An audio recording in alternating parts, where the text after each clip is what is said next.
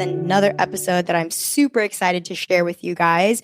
This is somebody that I have been following for quite some time, specifically his brand, Vanna Sann. He is a Khmer American entrepreneur based in Phnom Penh.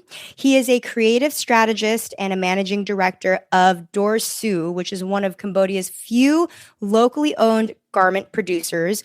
The thing I love about Dorsu and what I've learned about it is that he and his team are basically reimagining what ethical garment production looks like, which is a huge thing I feel like in Cambodia.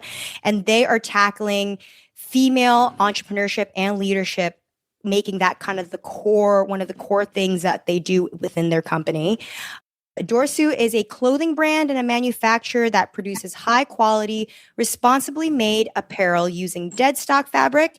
And for those who don't know, I believe that is fabric that is unused from other producers to basically make timeless garments that reduce waste and extend the life cycle of existing textiles. We're going to talk a lot about his journey, about growing up in America, and then eventually moving to Phnom Penh to build this amazing company. Vanna, welcome to the podcast. Thank you so much for having me, Dorothy. It's an honor to be here. I'm looking forward to sharing the stories. Yeah.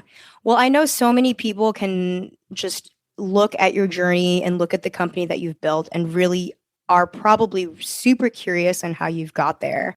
We always like to start the podcast by taking it all the way back, Vanna. So you were born in America on the East Coast, I believe, from what we were talking about. Yeah, I was actually born in a refugee camp in Thailand. I think it was the Kawidang generation at the border. And my family immigrated to the U.S. and I grew up in Lowell, proud Lowellian, a really vibrant Cambodian community in the 80s and 90s. Definitely something that I'm proud to have come from. But I grew up in Lowell, went to college in New York and went to grad school in D.C. and then came back to Cambodia 15 years ago. It's been an incredible process of learning.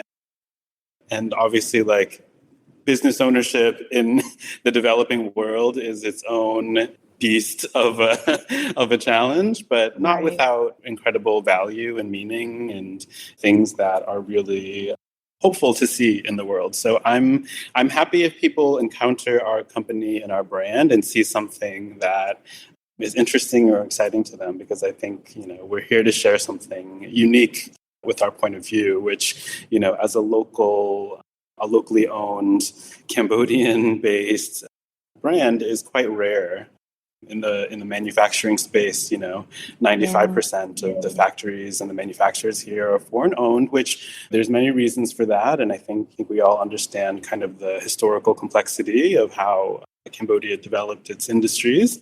We all can agree that more local ownership, a more balanced local ownership would definitely have a different kind of impact. And maybe we can look at some of these challenges and questions around, what is fair labor, what is sustainability, all of these things. I think having local voices at the table involved in the conversations, I think that would go far in helping us come up with longer term and hopefully stronger solutions for the challenges we all face.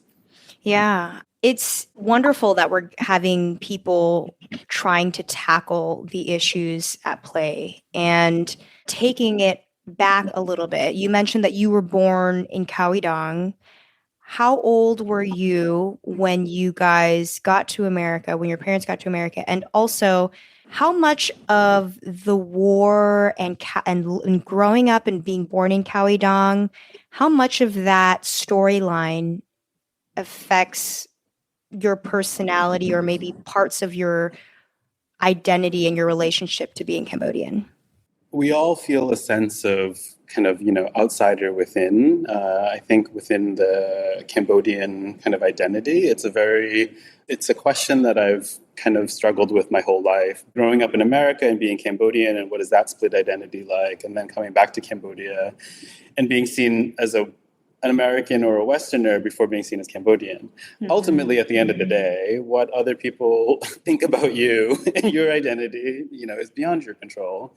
For myself, I think being of a refugee like background and actually being born in one, I think separates me from my siblings in the sense that I'm more of a bridge between like the older generation, our parents and grandparents, than my siblings who were born in America and grew up in America and are tied to that identity a bit more, even just through like administrative documentation kind of stuff. Whereas, you know, when you're a refugee, like, where were you even born?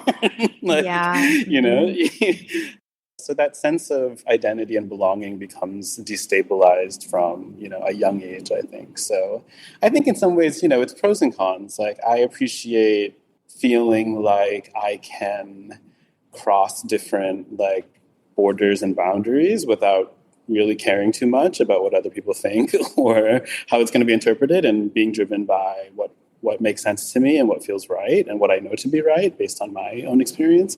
So, yeah, I think the refugee status is like, it's also kind of a mindset. You know, you approach the world kind of always searching for home, always kind of struggling with identity, always, you know, I think they call it like third culture or, you know, generation and a half, or, you know, there's all these incredible research and work being done on that, you know, experience. I think going forward, unfortunately or fortunately, it's like there's going to be more refugees in the future as well. And this is, you know, based on the world that we're growing and developing now, we're going to need to develop strategies for, you know, how to deal with people who go through these kinds of things, you know.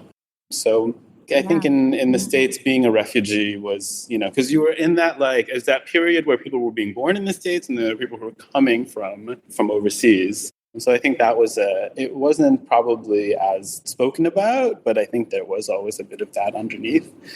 And then being back in Cambodia, it's like, when people ask you, where are you from?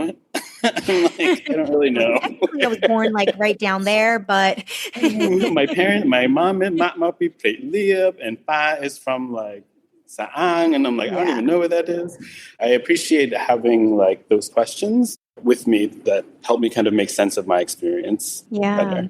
How much did your parents share about their experience through the war, if at all, when you were growing up? And while you were kind of going through like your high school and college years, being in Lowell, there's such a huge Cambodian presence, and that's super cool because not everybody gets that. But were there any challenges that you feel like you had faced from the education you gotten from your parents about the war, or lack thereof, if that makes sense? Yeah, I think, you know, overall, just that general period, we were lacking historical context for kind of understanding like the conflict in Indochina, you know, the American war in Vietnam. We didn't really know why we were in the States. We just knew that we were. Parents talked about stories, and, you know, I think as a child, you always were wondering, like, what is real versus, like, what are they just making up again? You know? It's a real story. As parents, real stories. And, you know, also things that they experienced seemed so unreal, right? If they're talking about bombings or if they're talking about certain kinds of violence, you know, it was hard as a child to process that, because obviously you have one reality and then you have kind of stories and memories. And I think we were all aware that there was a kind of trauma that occurred, but I think the specific details of it were always kind of unknown to us. And the States, education-wise, like, we had an incredible education system in Massachusetts, and we received public school, like, by and large, great resources, but we did not get any explanation for our own situation. You know, and that was hard to go out there and find that. So, you know, you see echoes of that today in, you know, experiences of other conflict areas. I think for the Cambodians of the 80s and 90s, you know, we had, you know, issues with gangs and, you know, like lots of like problems kind of with, you know, assimilation or lack thereof, or, you know, kind of holding on to identity and holding on to stories while the world is just like pushing you forward, you know? we didn't have time to kind of stop and ask questions. And I think I'm now seeing generations, like the newer generation, the younger generations, kind of doing more documentation and being more curious and realizing, the importance of archiving and getting things down. And, so at least there is some trace that, future generations can go back to. So I think, as an immigrant, in Lowell, I think that's, was kind of the biggest challenge, just kind of not knowing your history. Yeah.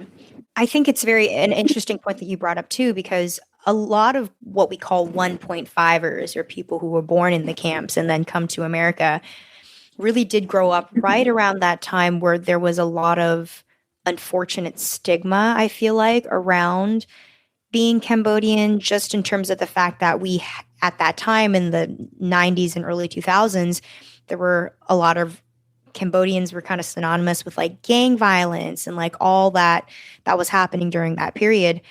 Did that affect you while you were growing up as well? And if it did, in what ways? Growing up in the Khmer community, it was very visible and present. Yeah. For me personally, I was always very lucky to have a strong academic performance, and I got a lot of support from teachers, that kind of kept me kind of more focused on the educational and school track, which I think most kids of my generation, like a lot, were drifting into gang kind of organizations.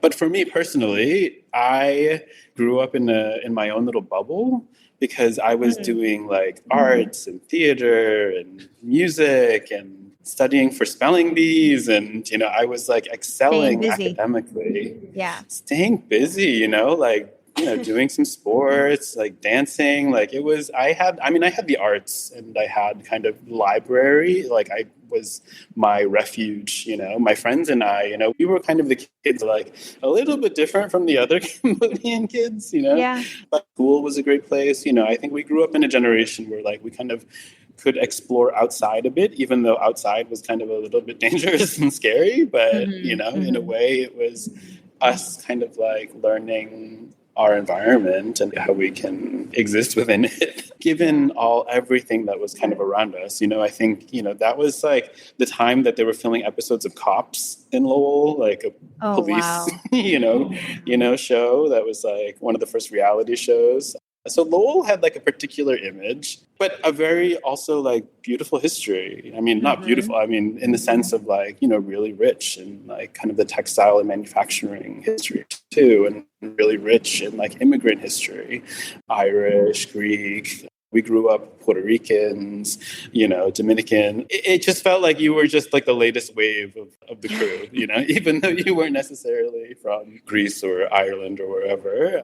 And again, like I know I was aware of the Long Beach community and maybe some people in Chicago or Fila, But, the Lowell Cambodians, I felt like at least compared to Long Beach, it felt like we had not it easier, but I felt like Long Beach seemed like it was even worse than what we were experiencing going through. And my heart really like kind of, you realize kind of your relative privilege with regards to where you are in certain experiences. And I think that was like, despite everything, the Khmer identity, at least in Lowell, was something about resilience and persevering in the face of really, really difficult circumstances. Yeah, I mean, I think everything that you said is so relatable, especially to the people who really grew up in that era. You were doing your thing, you were keeping busy in high school, you went off to college, and then you were in New York. Talk to me a little bit about your journey. I know that prior to this recording, we had talked about how, you had some great experience in like retail and clothing and kind of that whole marketing background. And then also you were doing a trip around the world that kind of led you to Phnom Penh. So talk to me a little bit about college, post-college, and what that journey looks like. So college was upstate New York, and then grad school was DC. So I had been in the East Coast, like, kind of elite institutional areas for maybe 6, 7 years, 8 years. And it was like, working for different companies and organizations of different, prestige levels. universities, institutions, et cetera, et cetera. But there comes a certain point in your life when you realize, like, wow, like what I've achieved and accomplished so much more than would have ever dreamed or imagined of. What's the thing that's kind of still missing? And to me, that was always Cambodia. Growing up with stories and kind of vague references, like never really filled the gaps in. And, going through university, going through graduate work, you don't have time to stop and really think about it.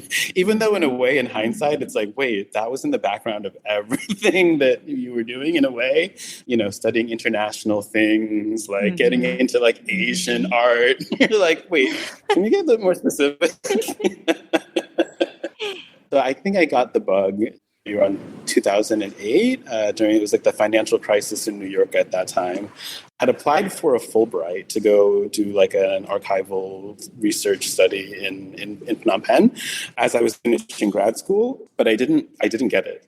There was kind of a moment where I was like, wait, when you think something's going to happen, and this is the natural progression of the story, but life is like, no. Yeah. And I had to kind of reassess, wait, like what was my desire to go to Cambodia all about, right? And am I going to let this organization stop me? And realize that they're not stopping me. Like, I'm stopping me. I have free will. I have free will from doing this particular thing. So it was 2008, the financial crisis, and I had an opportunity to go to Cambodia on a trip that I was traveling to Southeast Asia and Australia as well to visit my family on that side, because up until that point, we had not connected. I mean, we used to talk on the phone with our cousins in Australia, but we had never met like in person. So my cousin one of them was getting married in Melbourne. So, it kind of all worked out that, I could make a trip over there. And then, I was talking with an organization in Phnom Penh about doing some work. It was an organization doing work on digital access, digital divide issues. That all kind of worked out, but the initial thinking was that it would just be kind of a 6-month visit, because I had put all of my stuff into storage in Brooklyn in a space, thinking that it would be like, 6 months or something. And then I think it was like 10 years later that I finally that I finally like canceled the storage space. So. That's so funny. So it was, it's funny how life can take twists and turns and surprise you. Yeah. So this must have been like as you mentioned, like a build-up over time where you were kind of, seems like arrows were kind of poking at the fact that like visiting Cambodia and being in Cambodia, but it didn't seem like it was an epiphany of any kind until you had applied and you were like, oh, what really is that feeling? Is that kind of drive to go back to Cambodia? Like, what was that trying to fulfill in you? Or was it more so just a deep curiosity from like growing up Khmer over the years?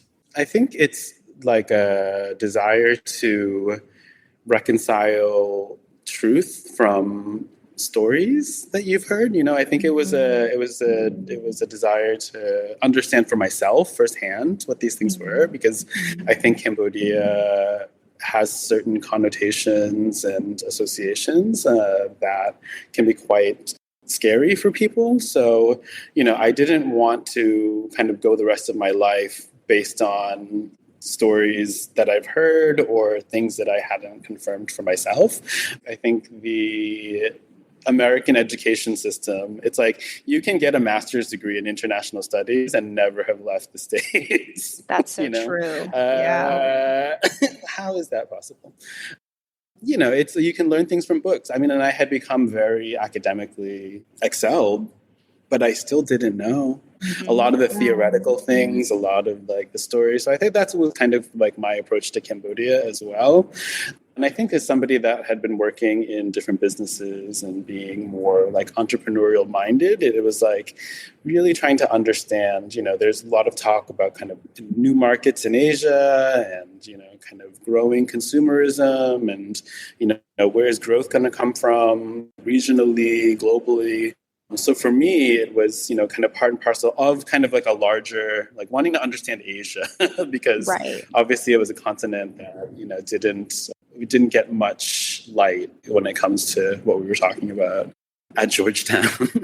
Yeah. It was still at that time, but nowadays it's like, of course, China, and we were still talking about the BRIC countries, Brazil, Russia, and it's, all those kinds of things. So it felt like it was still at the cusp of exploration.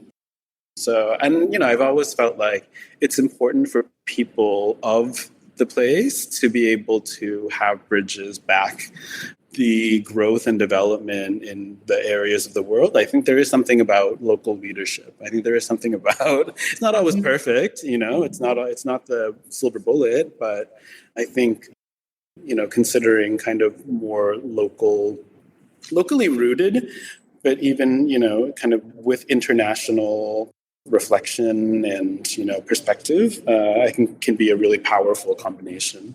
There must have been a moment then when you were landed in Cambodia and Phnom Penh and you were there and you were like, oh, I think I'm going to stay. Talk to me about your first time in Cambodia and specifically that moment that you decided, you know what, I think I'm going to actually create a livelihood here. I think there's more for me to do here. For me, that moment was when I realized that I didn't love what I was doing with the work that I initially came to Cambodia for, with the kind of NGO organization. Right. But realizing also at that same time that I absolutely loved the people. I loved the sense of optimism that everybody had outside of the workplace or outside of the office. It was, everything else about Cambodia was so refreshing, even if very challenging. It's like going from a place where strict observance of laws and codes and rules to like frontier kind of environment where, you have to kind of rethink what you knew about up and down. Yeah. But, I think the moments where I felt kind of uniquely embraced by people as like one of the locals or one of the people, I think is when I realized that maybe I have found a piece of home here. Mm-hmm. But yeah, it's hard to pinpoint like one specific thing, because when I first arrived, it was just such a like sensorial shift from cold in New York in November to like heat in like January. Right. In like Phnom Penh, and then obviously like all the fragrances and the aromas, the sounds, the people, the tuk-tuks, the motos, but it was also like the entrepreneurial spirit. Here's a guy that'll do something for you. Here's another guy that'll do something for you. Here's a lady that does this. It was very inspiring, just kind of that sense, seeing kids who, had nothing but were like smiling and happy. And I was like, coming from New York, like very cynical and very like jaded and not really aware that there was other possible, ways of living. Right. More or less. It wasn't just one specific moment. It was really like a culmination of the overall experience. And I've been lucky that it's only kind of unfolded since in a positive way, being able to work on incredible projects with incredible organizations in the arts, in culture, like being able to bridge, my experiences in New York with my experiences in Cambodia and, participating in regional kind of forums and, bringing voice to the Cambodian American perspective. I feel lucky to be able to kind of help complicate questions. People often kind of look to just put you in one specific box or say, yeah, you're this guy, you're that girl, or but it's I contain multitudes as we all do. Cambodia has definitely allowed a platform for so many of those things. Yeah, it's really fascinating when we go to a different country and specifically our home country and really just finally are able to take in how different our parents grew up and the world that they had lived in, and then kind of putting ourselves back in that place. And like, yeah, as you mentioned, it most definitely must feel like a sensory overload, but in kind of the best way. Talk to me about Dorsu then. Decided that what you were doing there in Phnom Penh was not what you wanted to do, but you did want to stay. You did want to be part of that really entrepreneurial energy that was floating around you. Talk to me about how you got into Dorsu.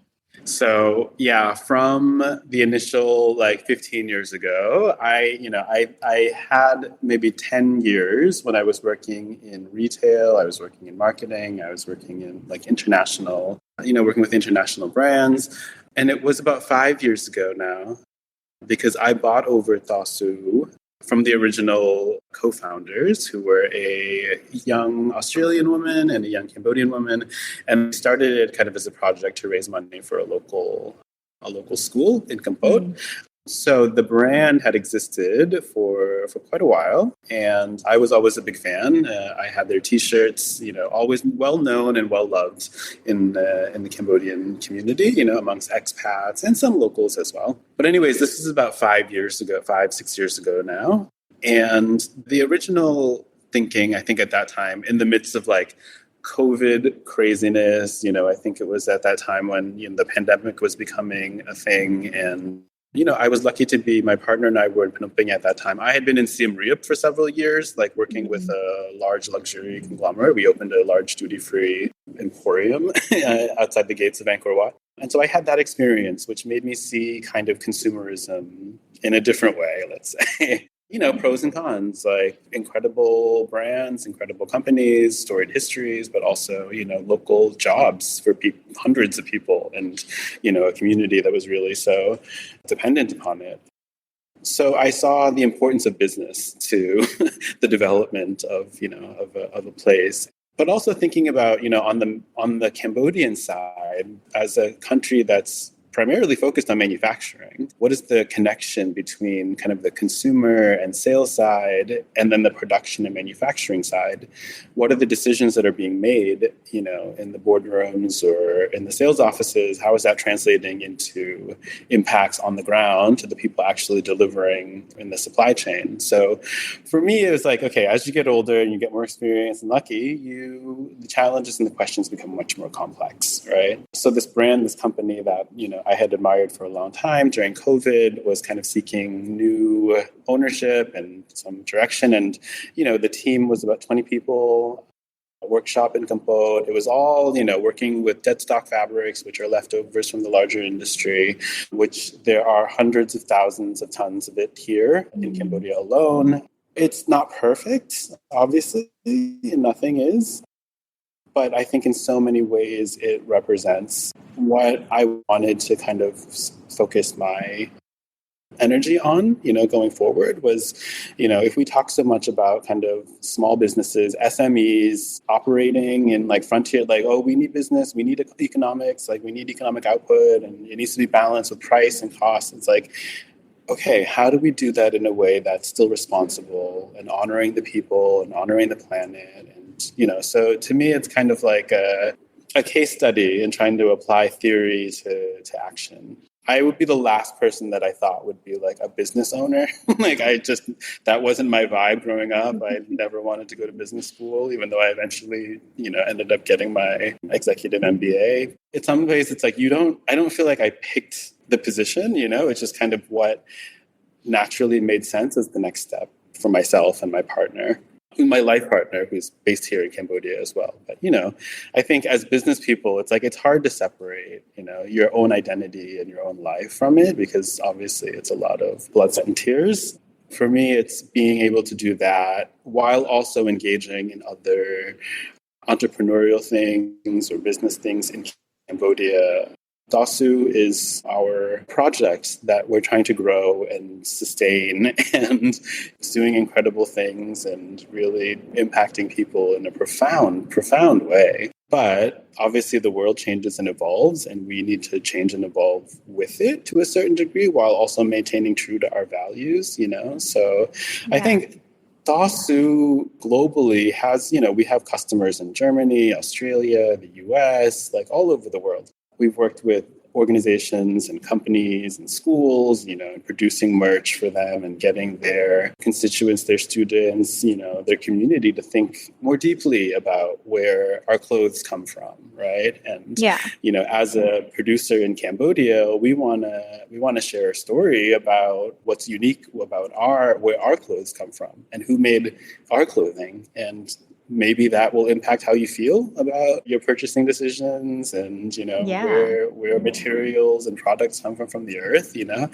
I think at the end of the day, I think we're trying to tackle some very large problems by doing very simple things, just following what we've seen as like best practice in terms of how you treat people, how you move towards a more fair and equitable world. I think Dorsu is just kind of trying to be a proof point that it is possible, even as the world gets kind of darker and, more insane.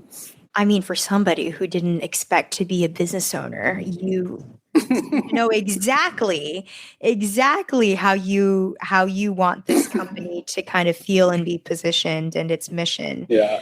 There's a lot of people out there who talk about wanting to take over a company or be entrepreneurial and have that spirit in some way, but people don't actually make the jump.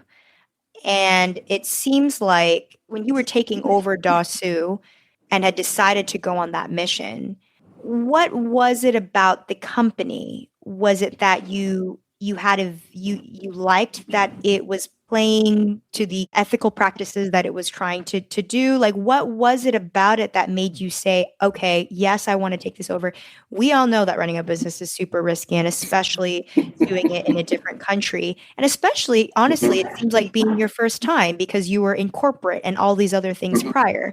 So there must have been something about this particular company, whether it be the mission that it stood for or just the growth that you maybe saw it could turn into. But what was it about it that made you make the leap to this? Yeah, I think one of the really important things for me was showing what local leadership or what local ownership of a kind of local Cambodian brand could be, right? So the name Dorsu, which is, it's in Khmer, that's what we write it as, but in English we keep it as Dorsu because it's more an homage or a kind of, it's referring to it, but not trying to own this particular, saying that this concept, which is so vital to the Cambodian spirit and the Cambodian people, only belongs to us, in a way. And for me, there was symbolic, meaning and power in it that was probably, unfortunately, overriding all of my other analytical instincts about the risks of taking on the business. You're like, I don't know what I was getting into, but it felt good. But it's called Dorsu. You have to keep going, So I was like, okay, on one level, like it would just be so sad if something named Dorsu just had to stop. So yeah, more than anything else now. The business itself had very strong foundations and, the impact that it was doing. I think what really always blows me away is the breadth of how many different kinds of people that are finding something salient about what we're doing, whether it's in terms of sustainability and, awareness of environmental issues and climate change and what role, garment manufacturing and production plays in that, or whether it's fair labor and people looking at, living wages as an issue, looking at kind of conditions of labor rather than just pure economic growth, or people are into it from a design perspective and they like the minimalist kind of, everyday, durable edge of what we do, which is kind of more talking about quality of clothing rather than the design or the aesthetic overall. Because, I think we're, as a manufacturing brand, it's our unique point of view having to actually make the things and starting with raw materials, converting it into finished goods, and then marketing and selling and being forced to kind of work with the market rather than against it in some ways. That made the opportunity to me a unique way of getting at so many different issues and so many different ideas while, really focused on doing things the right way. At the end of the day, for me, through my decades of experience in other, in corporate and in other environments, quality is the most important thing. And so many of our world's issues, I think, probably rooted in kind of not prioritizing quality in processes and procedures and materials, in systems, where, okay, things fall apart. And what you end up having are, actions that at a large scale, it's the values upon which we build, our businesses are so important because, we're not the large giants that are contracting to thousands of factories all over the world and not necessarily being fully invested in outcomes in these places where they're demanding output and, efficiencies. That was an area where I was still super curious because I feel like that relationship between buyers and suppliers, brands and manufacturers, bring the two sides to the table, and can we come up with more solid solutions for some of the problems that we both know exist, right? The excess waste in the industry, environmental pollution and damage impacts on the earth. I'm an optimist in believing that if you bring people together to the table and have a respectful dialogue, you can come up with a lot of solutions rather than just staying separate and focusing on kind of like profits and bottom line. And there's a spirit of dialogue that we want to bring back to, I think, the work that we do, that on a small scale, of course, like Dorsu represents, I think, a much larger community that is seeking alternatives for for things that may seem just like your everyday ordinary stuff. Like it's just a t-shirt, right? A t-shirt's just a t-shirt.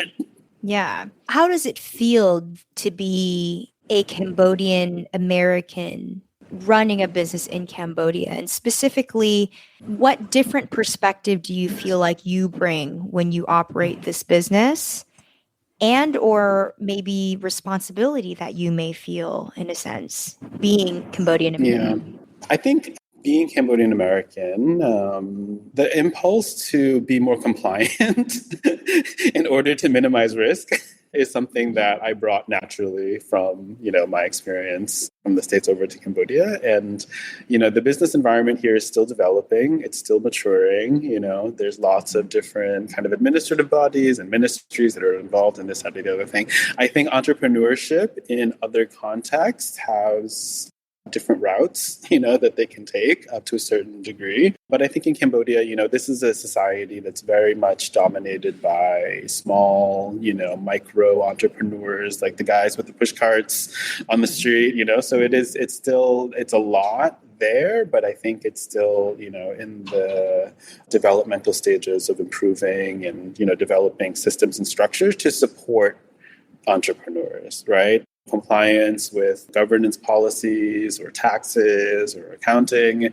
Those are all things that, I think there's lots of great institutions here, like business schools and accounting schools, but a lot of that is still in the very early stages, right? Relatively decades compared to hundreds of years in other contexts, in other more mature markets. So, as an entrepreneur, if you're coming from the States and your standard is small business support and municipal things, it's not necessarily the same here. Which is not to say there aren't other opportunities that, would be less available for people coming from a more developed market. But yeah, I think separating the reality of business ownership from the kind of idea of what you think business ownership will be. I personally think being a business owner is the best personal development journey you can take if you're really looking to improve yourself. Just put down all the self-help books. Yes. Start a business. Yes. Yeah.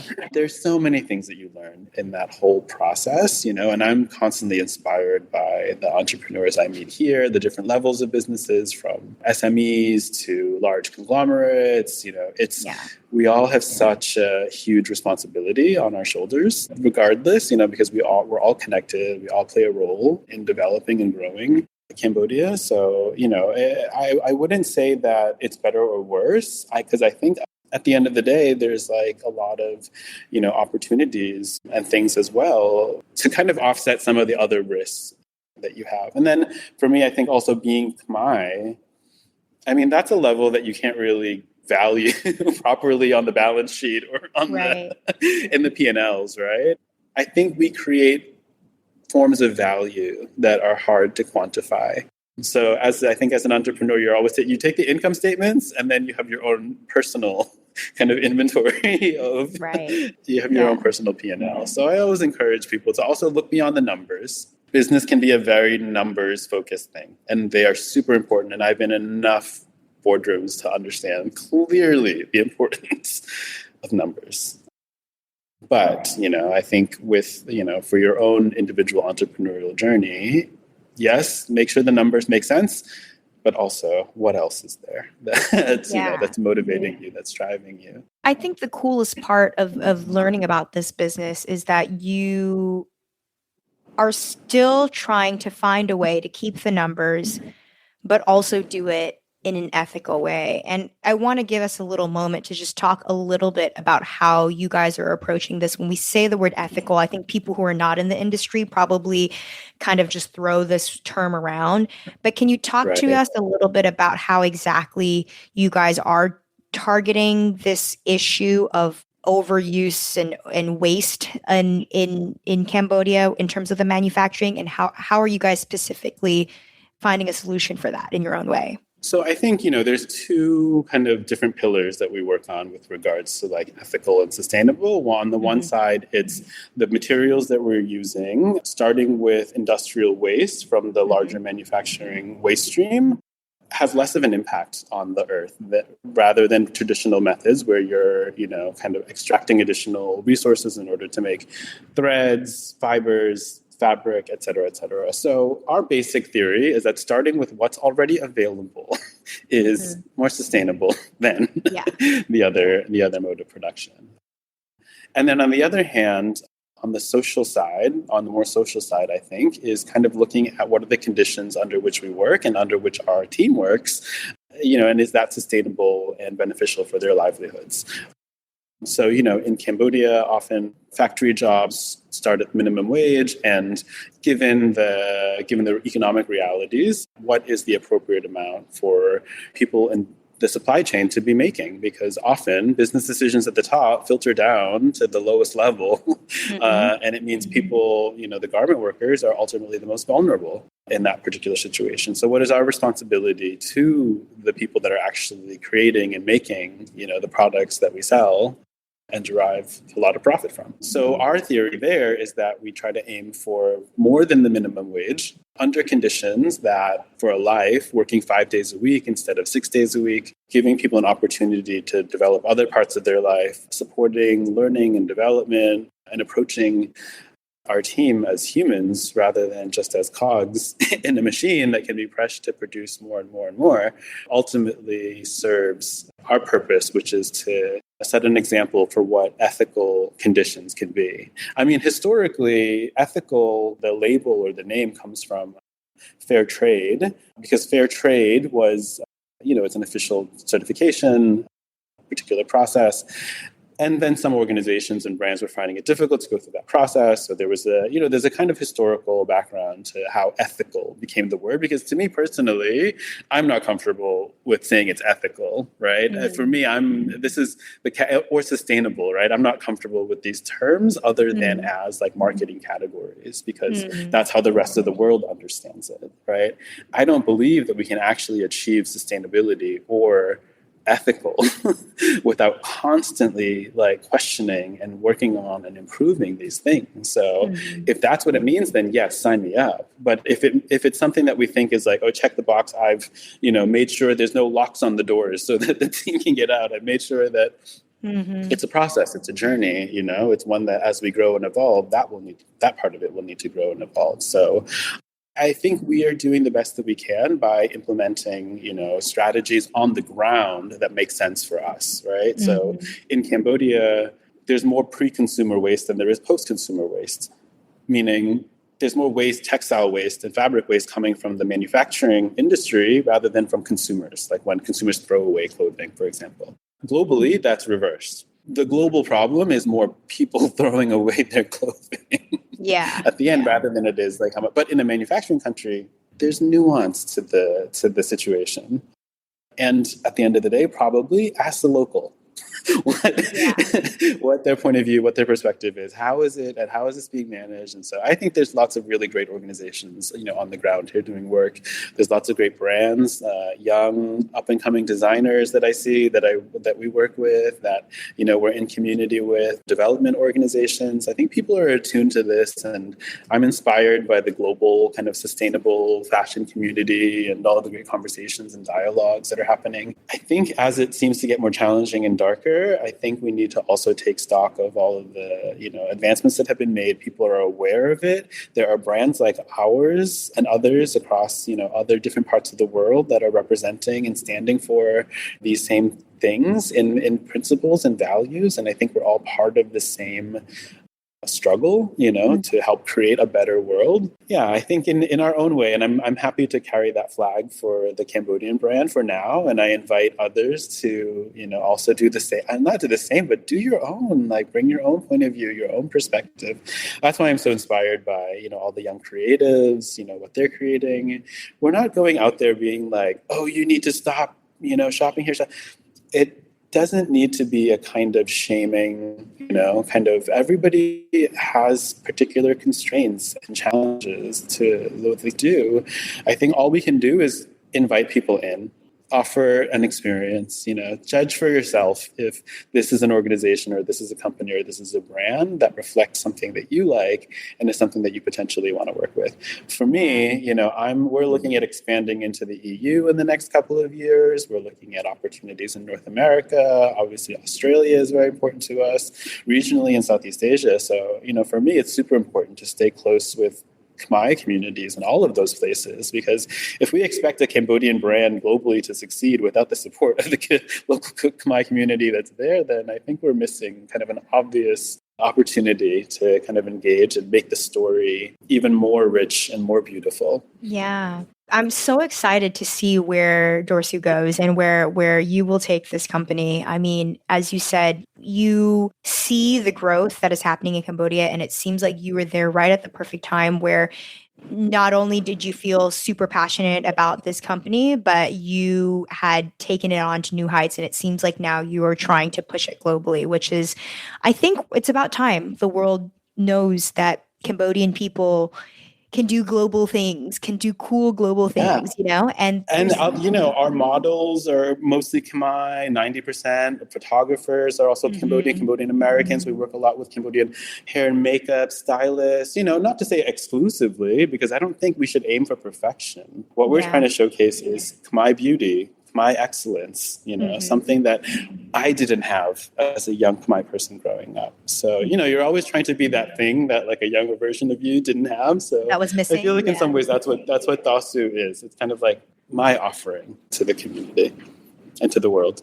Well, that is so beautiful, and I can't wait to see where you take it and when you. I can't wait to see you wearing our clothes. I'm buying it and I'm wearing it, and you'll see the photos. So just stay tuned. Vanna, where can people find the clothing, and where can they find you? They can visit us at shopdorsu.com, dorsu.com, and we ship globally from Cambodia, so shipping charges will apply. Be mindful. But otherwise, visit us in Phnom Penh. We have a retail store there, and then we have our workshop in Cambodia, if anybody would like to visit our micro factory there as well. That's wonderful. Well, you guys heard it from him, Vanna. If you guys wanted to check out some of the clothing, definitely go and buy it and purchase it and check it out. I'm such a huge supporter of what you do. And thank you so much for coming on. I know there's so many listeners out there who are going to get so much value out of this conversation. So thank you for coming on. Yeah, feel free to hit us up on Instagram and social as well. So we love communicating with the community. There you go. Go ahead and find them, guys.